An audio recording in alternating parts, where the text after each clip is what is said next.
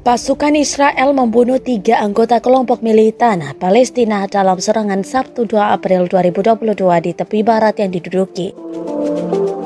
Dilansir dari AFP, ketiga pria itu melepaskan tembakan ketika tentara mencoba menangkap mereka di dekat kota utara Jenin. Mereka tewas dalam baku tembak berikutnya, kata polisi menambahkan bahwa 4 tentara Israel terluka termasuk 1 orang luka parah. Pasukan Israel mencegat sebuah sel teroris dalam perjalanan menuju serangan dan menghentikan mobil yang mereka tumpangi antara Jenin dan Tulkarem. Kata polisi dalam sebuah pernyataan, "Kami berduka atas kematian 3 pejuang pahlawan kami." Kata saya bersenjata gerakan Islam itu menambahkan bahwa 2 dari mereka berasal dari Jenin dan 1 dari Tulkarem. Pertumpahan darah terjadi di jalan meningkatnya ketegangan menjelang dimulainya bulan suci Ramadan. Lonjakan kekerasan meningkat di Israel dan tepi barat. Pada hari Jumat 1 April 2022, pasukan Israel menembak mati seorang warga Palestina berusia 29 tahun selama bentrokan di kota Hebron, tepi barat, kata Kementerian Kesehatan Palestina.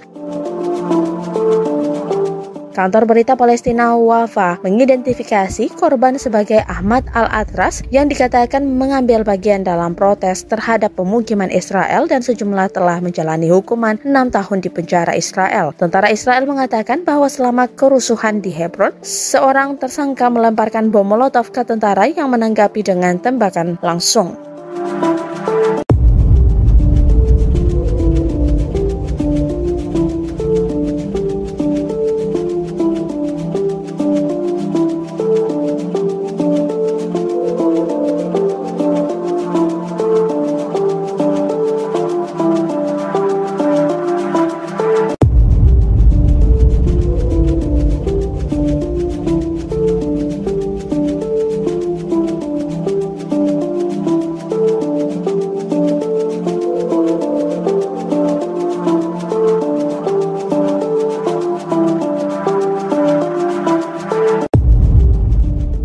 Terima kasih sudah nonton.